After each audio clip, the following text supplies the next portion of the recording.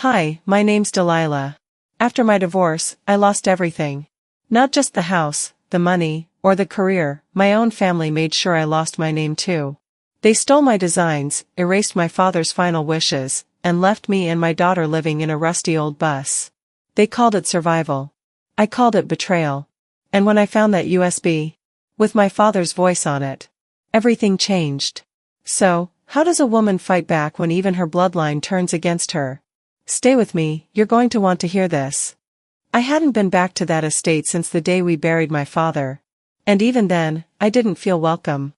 The iron gates were open that evening, the long driveway illuminated by rows of manicured hedges wrapped in fairy lights.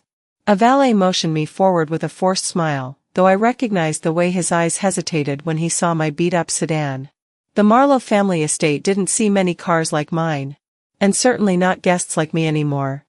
I parked further down, on the gravel side, away from the Teslas and BMWs.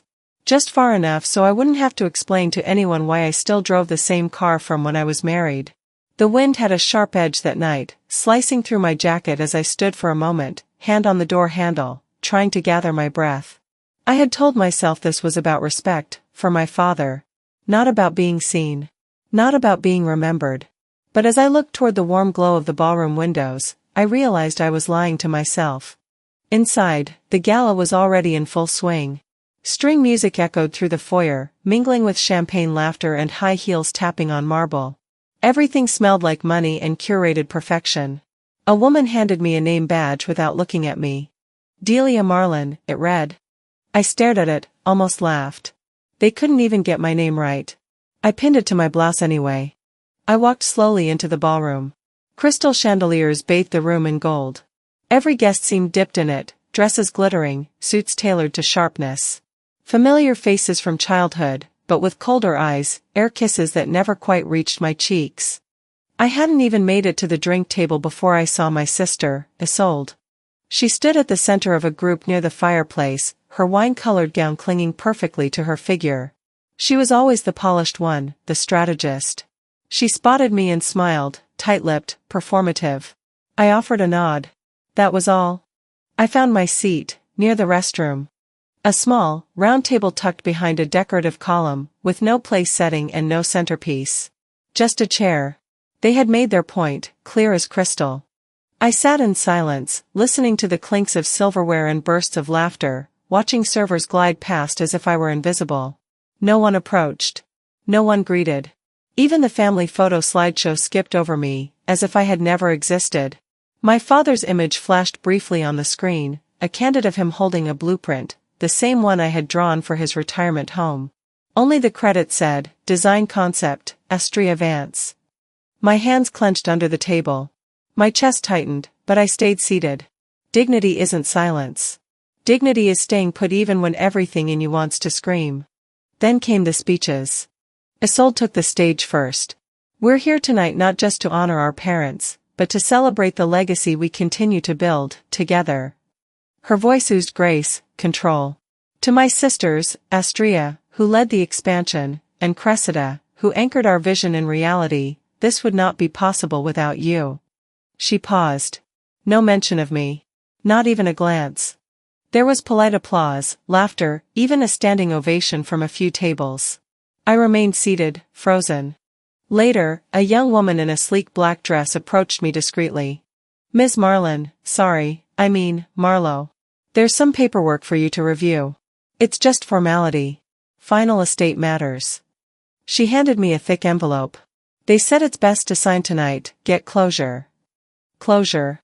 I stared at the top page. Legal jargon blurred under the ballroom lights. The lines looked familiar, but I didn't fully read them. My heart was pounding too loudly. My breath shallow. I signed. I signed because I was exhausted. Because I wanted to leave with at least a sliver of peace. Because I didn't want to make a scene. Because part of me still hoped they wouldn't destroy me this way. When the event wound down, I tried to approach Cressida, my mother. She was near the stairs, her martini glass still half full. I reached her just as she was laughing at something a guest said. Mom, I began. She looked at me, expression soft but unreadable. This is for your own peace, Delilah, she said, voice even. We've given you time to sort yourself out. Now it's time to move on. Before I could speak, Isolde appeared behind me, lips near my ear. You're not part of this anymore. Let it go. That was it. No hug. No goodbye. Just silence. Deliberate, echoing silence. I left before dessert. Outside, the air had turned colder. I wrapped my coat tighter as I walked briskly to the car. Hope was waiting, curled up in the back seat with a book, half asleep. Ready to go, sweetheart? I asked, managing a smile. She nodded and reached for my hand. Was it okay in there? I started the engine. It's done. We're going home. We drove back to the condo, but something was wrong. The key fob blinked red. Access denied. I tried again. And again. I called the building manager. Sorry, ma'am.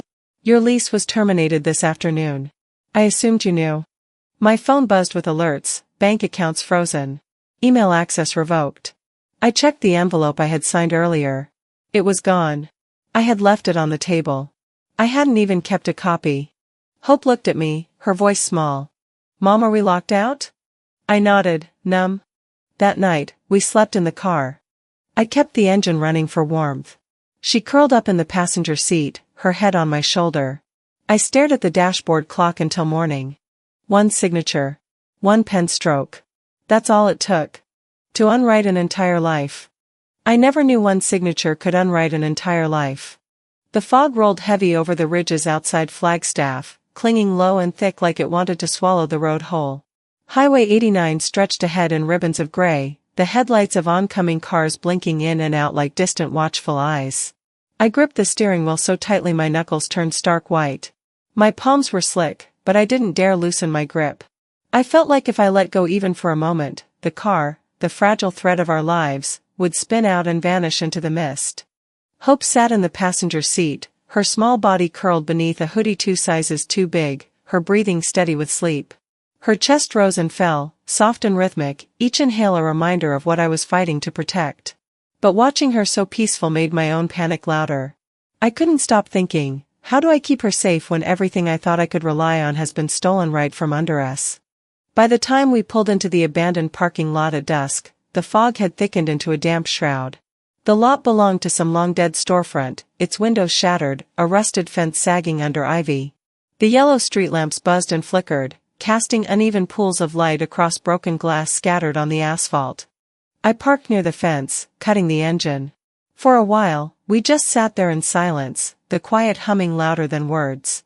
No apartment complex would take us now, not with my ruined credit, not with the whispers that followed my name. No warm living room waited for us where neighbors wouldn't judge or question. This lot, this empty shell of a place, was what we had. I stepped out and opened the trunk, pulling out 2 scuffed suitcases and a worn blanket. Hope stirred, rubbing her eyes before climbing out. She handed me her small backpack, its straps frayed from years of use. Her eyes were wide, dark with questions she didn't ask. I gave her a faint smile that felt brittle even on my own face. I thought about calling my mother, Cressida. I could picture her voice on the other end of the line, calm and sharp all at once. Maybe she would offer me a sofa or a spare room for the night. But I knew better. I could already hear the excuses. You should have tried harder when your father was alive. You should have fought for what was yours. You've made your bed, now lie in it. Her judgment would weigh heavier than the help. I left the phone face down on the seat, screen dark. I couldn't bear to dial again. Night fell quickly in the desert air. The temperature dropped, creeping cold seeping into the car until the windows began to frost at the edges. I wrapped the blanket around Hope's shoulders, pulling her close to me. She trembled but leaned into my arms. To keep her calm, I whispered a story we invented on the spot, about a house not built of brick or wood but of love and laughter, where the roof was trust and the walls were hope.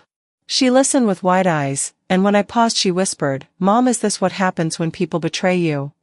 My throat constricted. I forced the lump down and brushed a strand of hair from her forehead. Sometimes, I admitted softly. Sometimes people betray what's right. But that doesn't mean we're broken. It means we build something real, together. You and me. Later that evening, I drove us a few blocks away to an old bus lot where rusting skeletons of forgotten dreams sat idle. One bus, in particular, caught my eye, the one my father had once called his promise project.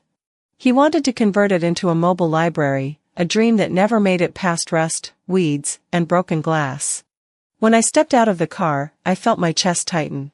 The bus stood hunched and weary, its paint flaking, its tires flat, its windows cracked.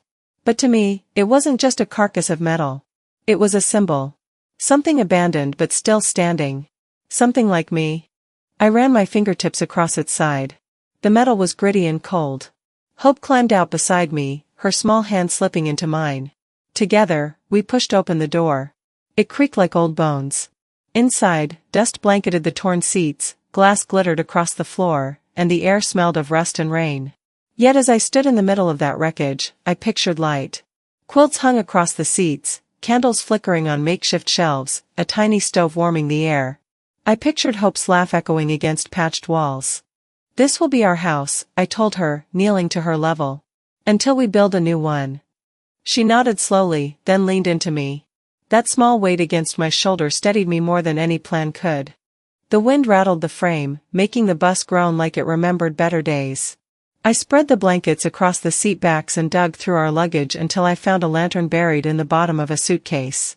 Its wiring was dead, but I stripped it out and set my phone inside, its flashlight app glowing like a fragile heart. From a folder, I pulled out a photo of my father and me. Grainy, faded from a summer long ago when he taught me to sketch with his drafting pencils. I taped it to the metal wall with a strip of old duct tape. I wanted Hope to see it, to know that even when the world tries to erase you, there is proof, someone believed in me once. Hope fell asleep with her head in my lap. I stayed awake, listening to the echoes of wind pushing through broken windows. Cold outside, yes, but inside the bus, inside this battered cocoon of steel and memory, I felt something stir. Not despair. Not defeat. But a seed of resolve. My phone buzzed once, a bank alert. I tried logging in again, clinging to a sliver of hope. But the response was the same, access denied. Name not recognized. My identity scrubbed away with the stroke of a pen. I remembered the day I signed those papers. Final estate settlement, they had called it. Closure, they said. The words were so clean, so official. But what they didn't say was that the fine print rewrote everything, that my name would be removed, my stake erased, my history overwritten. Tears slipped down my cheeks then, not from helplessness but from recognition. I wasn't grieving the house. I was grieving my place at the table. My role in the story of this family. My proof that I had built something worth remembering. Hope murmured in her sleep, her voice soft as breath. She said something about dreams. I kissed the top of her head and whispered back, "We'll dream again." And though my body was weary, I felt more awake than I had in months. This wasn't the end. Not even close. I closed the bus door behind me with a careful push, watching the sky turn that bruised purple hue that comes just before full night. The dashboard light flickered as I pulled Hope's backpack from the seat. Her breathing was shallow. In that moment I understood everything felt so fragile. We stepped out under a street lamp near the community school where Hope goes to classes 3 mornings a week. My borrowed boots crunched over gravel. I wrapped my stitched coat tighter. The wind bit, but worse than the cold was the weight of every gaze I anticipated. Even here, on the sidewalk, I could feel whispers. A mother pushing a stroller stepped back.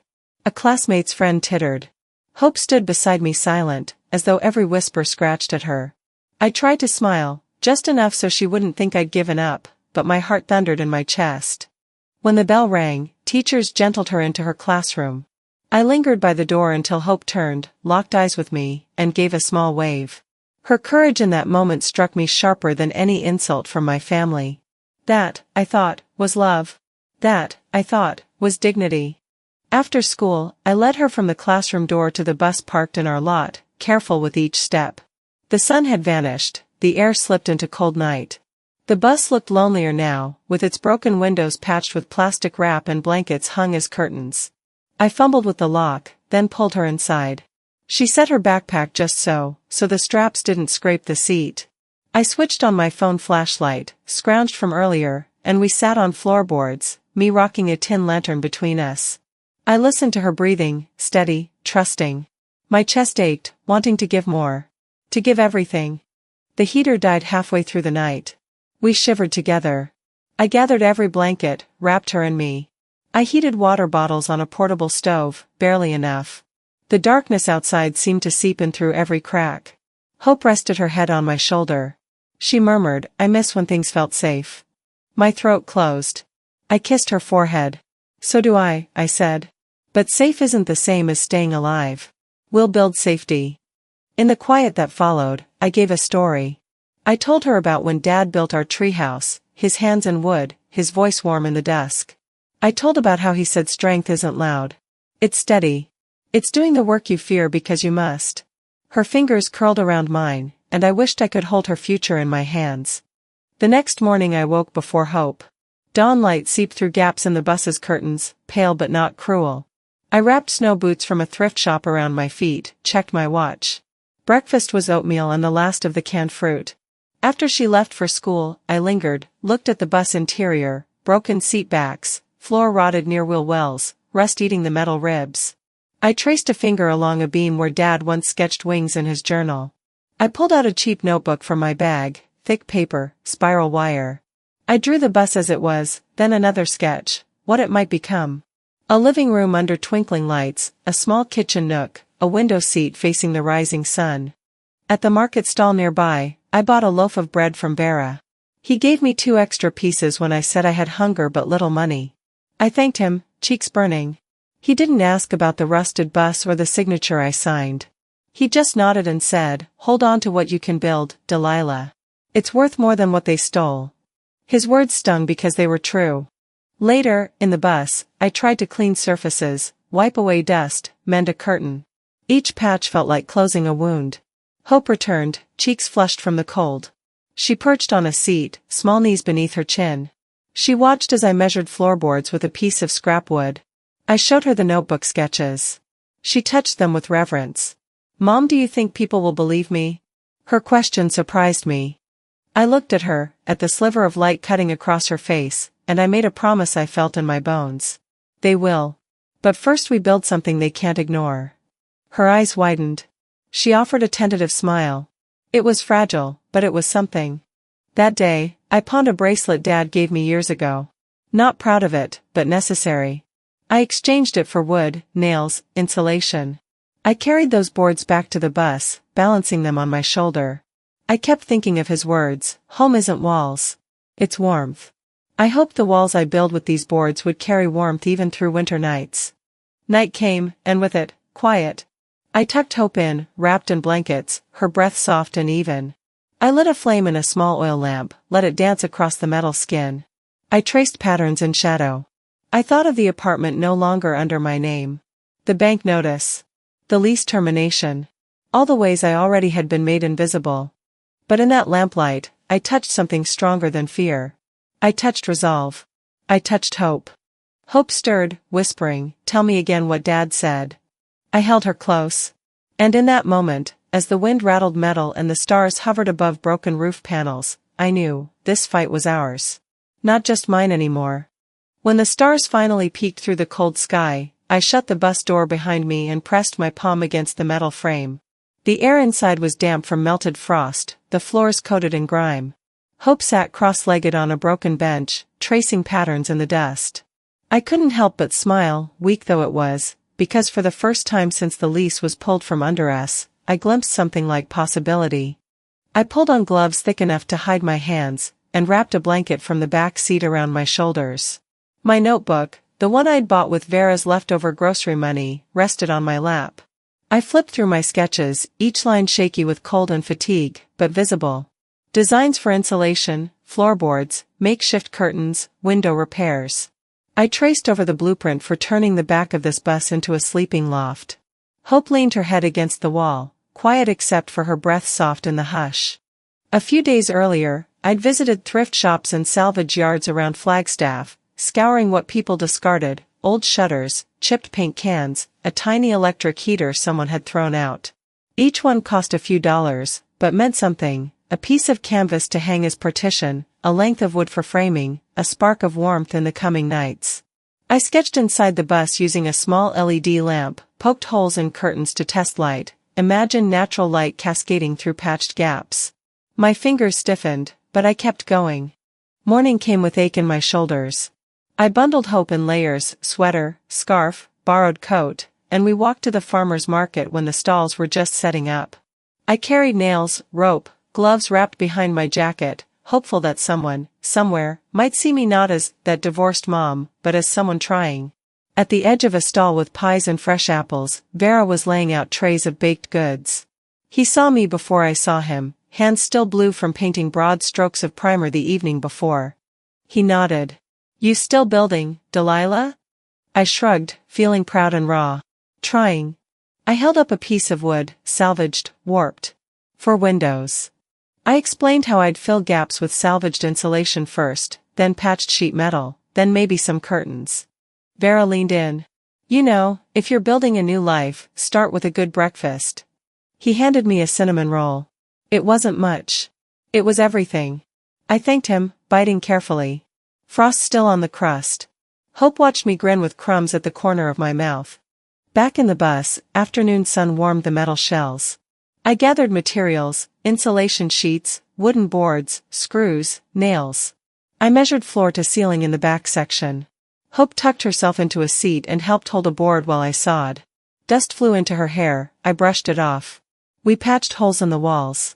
I nailed up fabric salvaged from an old curtain to cover the worst leaks.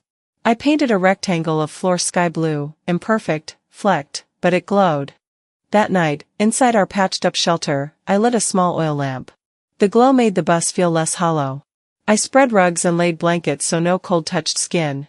Hope sat beside me, her eyes reflecting the lamp flame, saying, "It feels like home, kind of." My heart tightened. I'd thought home was gone with my lease, with my bank access, with one single signature.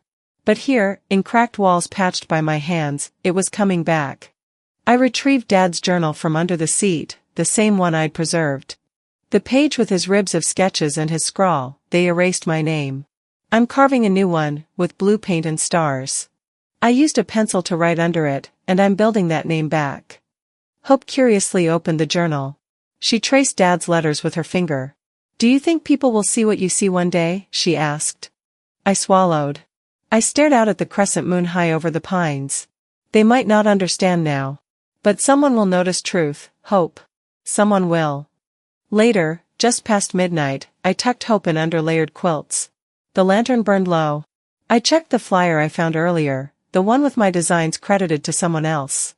I pressed it to my chest. I am not invisible. I refuse to be erased. A floorboard creaked. I poked my head out of the window slats. The market lights east of the lot had dimmed. Nothing stirred. The bus was quiet but breathing under its own weight. I closed my eyes and thought of what's ahead. And that's when I realized, they didn't just take my place, they took my legacy. I woke before sunrise the next morning.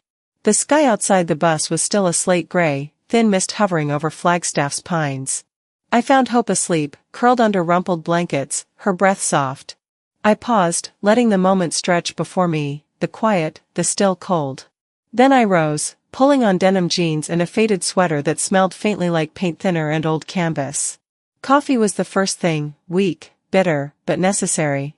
By 7:30, I was walking down Milton Road toward the downtown design district. My notebook, Dad's sketches inside, was tucked under my arm. I carried the flyer that haunted me, its glossy paper crinkled, a new gallery exhibit advertised, designed by the Vance sisters. Led by Isolde.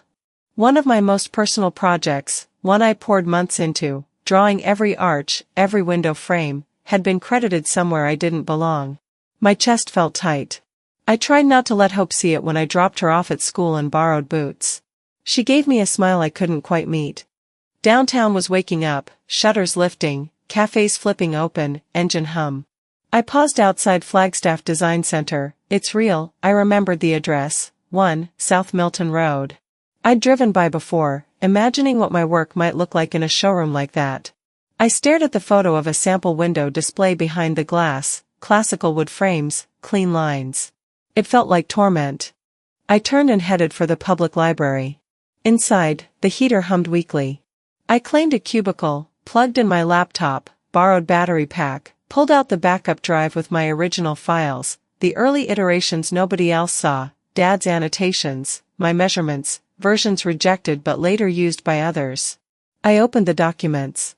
I cross-checked the metadata. The signs were undeniable. My name embedded in file comments, timestamps that matched nights I'd sketched long after everyone else left. I drafted a digital copyright claim in my head, then typed it out under my real name, Delilah Marlowe. My hands shook when I clicked submit. Not because I doubted the truth, but because I knew what they might do to deny it. Families don't like being exposed. Isolde, especially. She'd always been smooth, practiced. She could smile and twist words until no one remembered who started the lie. When Hope came home that afternoon, I had sealed the email, folded it into my pocket.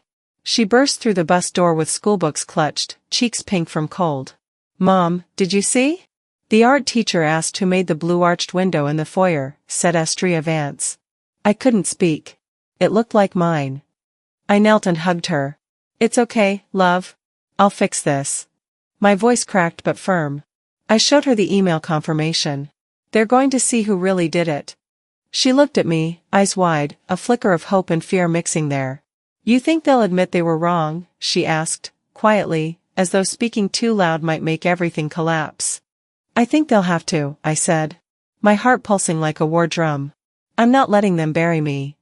Later, just before sunset, I walked through dusty aisles at a salvage shop, broken shutters, half-full paint cans, wood offcuts. I tested my measurements again, the width of the door frame, the height of a window opening patched by plastic sheet. I bought a box of screws, a bundle of reclaimed wood planks that were warped but solid. I dragged them back to the bus, each step heavier than the last, but heavier with purpose.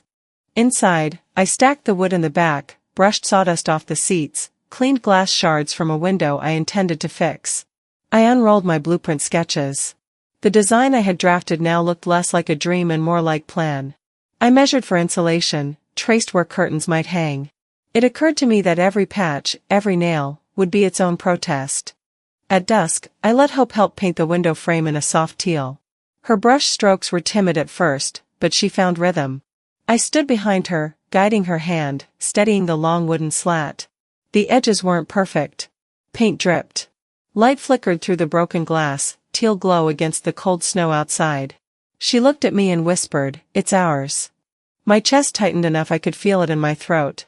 That night, curled under blankets, the lantern warm between us, I opened the flyer again. I wrote in the margin, "They stole what I built." I felt tears, not of surrender, but of rage sharpened into resolve. I drafted a short message, then longer, to someone I'd hoped would understand. I typed the words, "They stole what I built." Pressed send on an email addressed to a lawyer I barely knew, Treva Knight. Pro bono. With attachments. With proof. With every document I'd salvaged. With every night I worked while the world slept. Hope stirred, looking up at me. "Mom, what happens now?" I closed her little hand in mine, heart pounding. "Now," I whispered, "they can't say I didn't fight." And when I hit send, I knew I wasn't invisible anymore. Later that week, I walked into Treva Knight's office carrying the weight of every uneasy moment, every erased credit, every forged line of my name. The air smelled faintly of strong coffee and printer ink, and sunlight filtered weakly through a single window framed by pale blinds. Treva's office was small but dense, shelves stacked with legal binders and heavy books, a desk clear except for her laptop and a yellow legal pad. She stood when I entered, extending a hand, though her greeting was not the empty kind lawyers sometimes give. She didn't say, "Nice to meet you."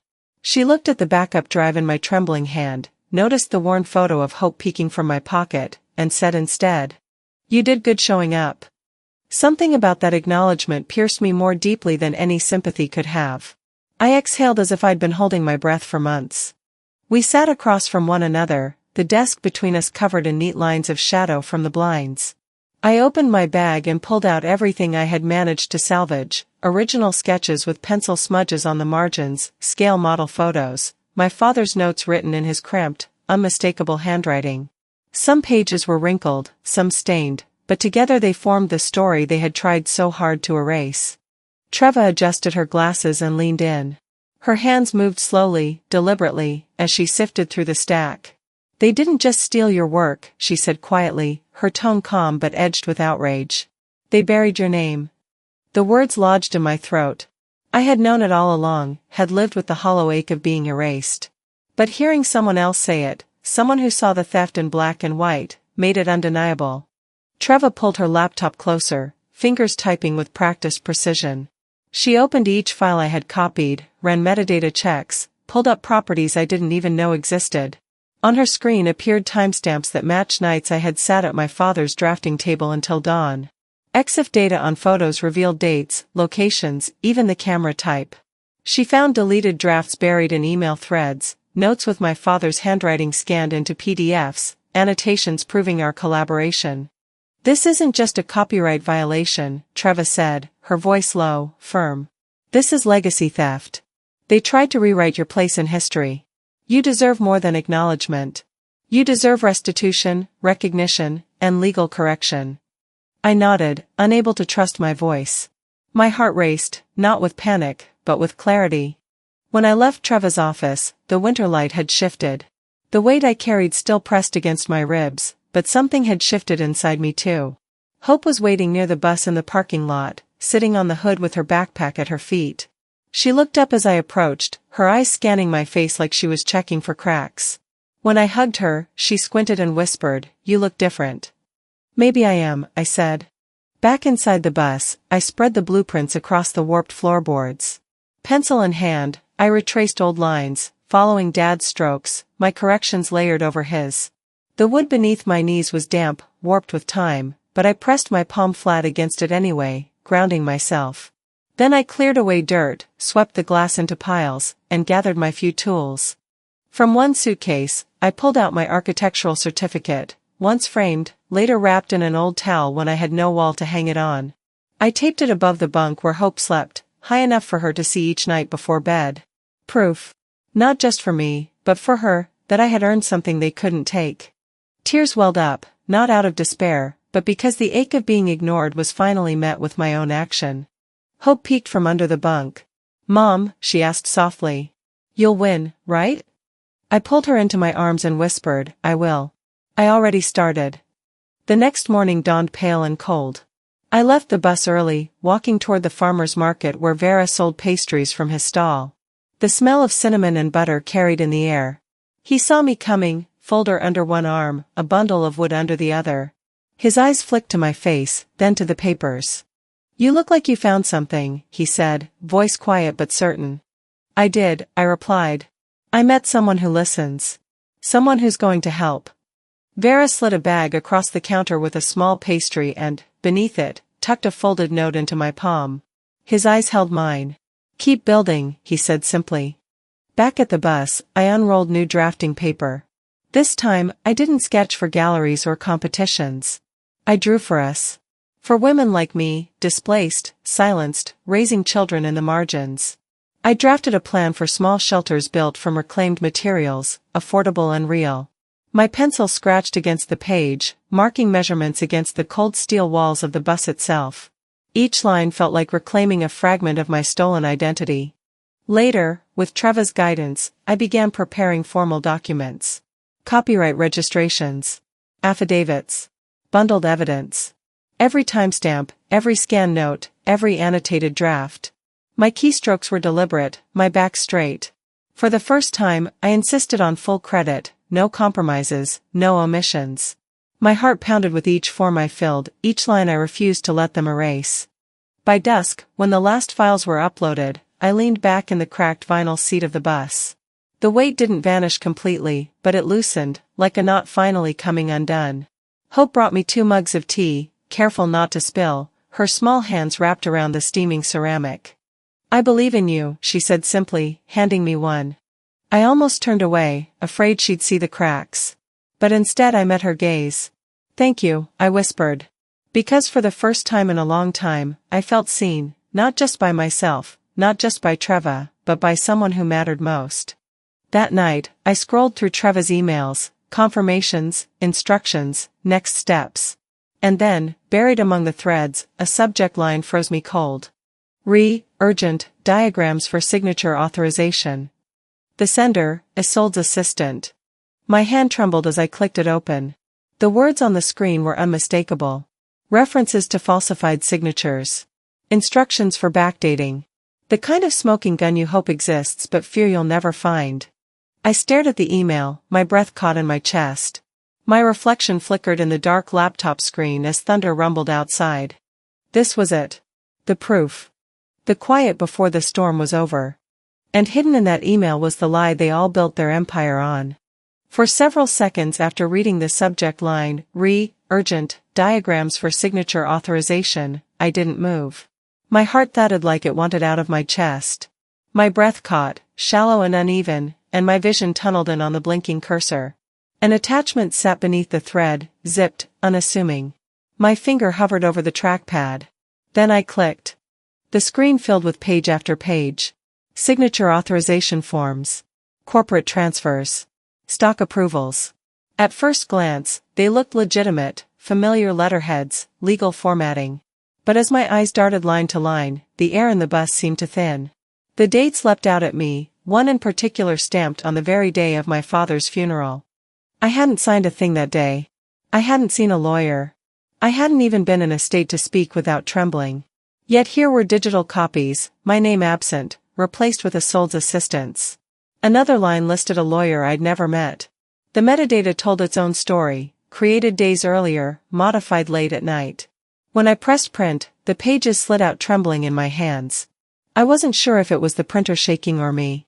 That afternoon, I drove to Treva Knight's office, the folder clutched so tightly the edges bent. I parked along a narrow side street, the winter sun dipping behind a row of juniper trees. Hope sat quietly in the back seat, hugging her backpack, her wide eyes following me as I got out. At the door, my hand hesitated before knocking.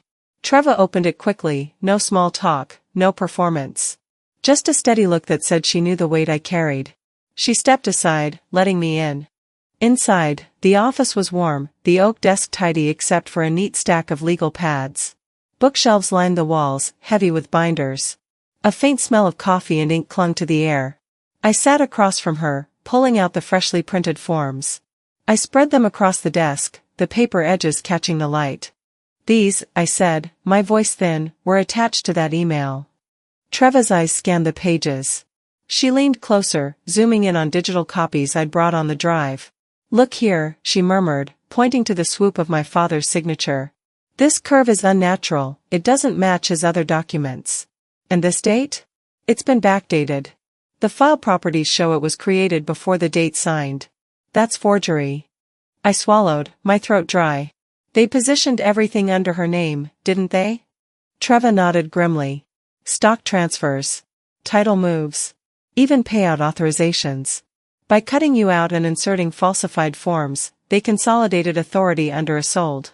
This isn't just bad faith. This is fraudulent misrepresentation. It's organized theft. My jaw tightened.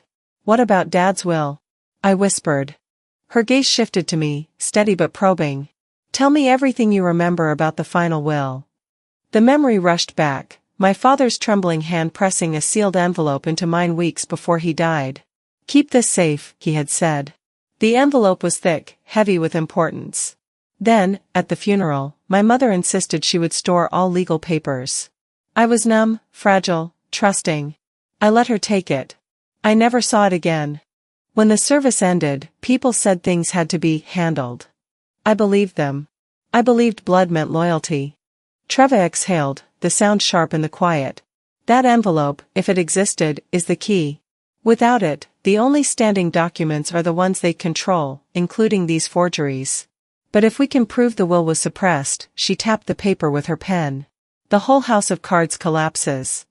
Shock rolled through me like cold water. I had spent months, years, believing their narrative, that I was unstable, that I had imagined being erased, that maybe I hadn't been enough. And all the while, they had rewritten the truth with forged lines and missing pages. That evening, unable to rest, I drove past the Montclair estate. From the safety of my car, I watched the grand house glow under its perfect lighting. Marble driveway shining, gardens trimmed into submission. Isolde stepped out in a silk coat, laughing as she slid into a black SUV. A flash, camera or streetlight, illuminated her smile. Luxury. Untouchable. Yet every glimmer was built on lies. I gripped the steering wheel until my palms ached. Back in the bus, with Hope asleep under patched curtains, Treva's words looped in my head: forgery. Backdating. Missing will. I whispered into the dim ceiling, my breath clouding in the cold, I've been erased. Then louder, with more steel, but I will be found. The next morning, Treva filed the preliminary suit. Fraudulent asset transfer. Forgery. Suppression of a legal will. The words looked like thunder on the page. She slid the affidavit toward me. My hand shook as I signed, not with fear but with something sharper, resolve. Each stroke of ink felt like reclaiming part of my name. Hope stood beside me in Treva's cramped office, clutching my coat sleeve. Her eyes shone as she squeezed my hand. "You ready?" I asked her softly. She nodded, fierce for someone so young. "I'm with you." On the drive back, the frost clung to the bus's windows, glinting in the morning light. Inside, I stacked file boxes, photographs, legal notices, every piece Treva asked me to collect. My father's sketches, copies of the missing envelope's cover, the flyer that had started this entire fight.